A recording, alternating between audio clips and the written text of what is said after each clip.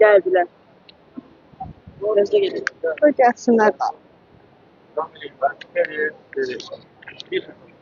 Sen onu gel. Siz niye buraya kadar? Ne mecbur? Eve kadar müşahit edirsiniz. Ne mecbur? Ne mecbur? Ne mecbur? Ne mecbur? Ne mecbur? Ne mecbur? Ne mecbur? Hamile hanımlar toplamayın. Devam edin. Devam edin. Bu kendine var. Kim? Git. Bak görürsünüz da bugün dün aynı çəsiydi yadımdan çıxsın. Dün 6 may Tofiq Yaqubun növbəti məhkəmə prosesi idi. Daha doğrusu apellyasiya məhkəməsi idi.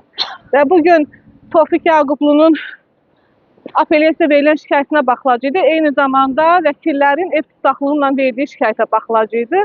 Amma bugün hakim Zamin İbrahimov Tofiq Yaqublu'nun bugün 36-cı gündür ki aclıq eləyir. Amma buna baxmayaraq özü də gözünlə gördü. O kör gözlərinlə gördü ki, Tofiq Yaqublu hansı vəziyyətdə məhkəmə zalında oturmuşdu. Danışmağa belə heyi yox idi. Bununla belə, yəni hətta bu qanunla təsbit olunsa belə ki, humanist addım və bu qanunla təsbit olunsa belə, onunla belə Tofiq Yaqubluya qarşı anti-humanist qərar verdilər. Və növbəti məhkəmə prosesini güya bu açılış iclasıymış və nə ev tutaqlığını təmin elədi. Növbəti məhkəmə prosesini də 20 maya keçirdi.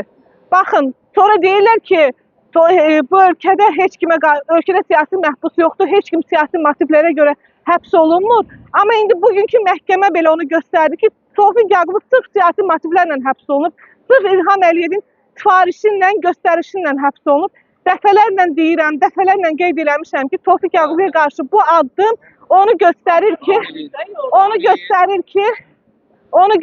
Tofiq Yaqublu'nun ölümünə fərman verilib.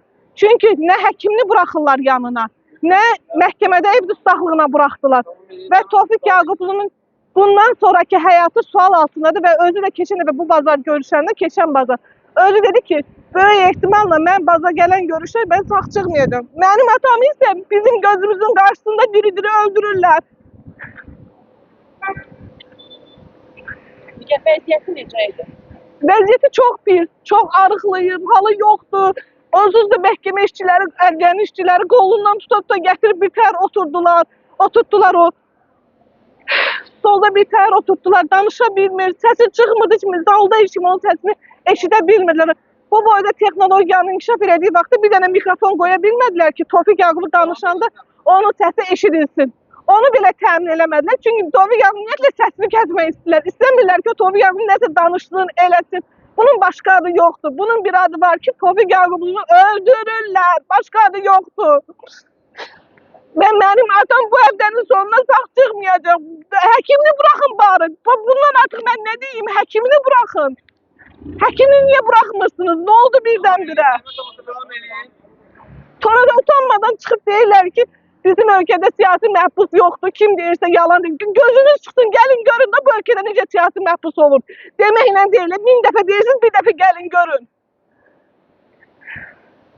Bax, gələcək, bax, bu günlər bizə yaşadanların əminəm ki, adım kimi, ola bilsə mən o günü görməyim, amma əminəm ki, onlar bu qanun qarşısında cavab verəcəklər. Bugün mənim yaşadıqlarımı eynən onların ailəsi yaşayacaq, amma utanç hissindən yaşayacaqlar.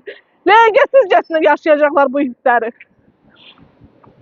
Ata o vəziyyətdə belə yenə optimistliyini itirməyib və məhkəmə zalına gələn insanlara şüar olaraq yazıb ki, siz mənim ürəyimsiniz. O bilir ki, ona necə dəstək var, cəmiyyətin ona necə dəstəyi var. Bugünkü polisin bu qoşunun gəlməyi onu göstərir ki, onlar narahatdır Tofiq Yaqubluya olan dəstəkdən, xalqın ona olan sevgisindən çox narahatdır. Həqiqətən Tofiq Yaqublu cinayətkar insan, niyə narahat olurdunuz? Niyə bu qədər polis tökmüsünüz? Niyə qoymuşsunuz insanlar orada toplaşsın? Niyə narahatsınız? Bu hamısı onu göstərir ki, onlar çox narahatdılar, çox narahatdılar. Tofiq Yaqubluya, İlham Əliyevin Tofiq Yaqubluya münasibəti eynən Qarabağa olan münasibətidir.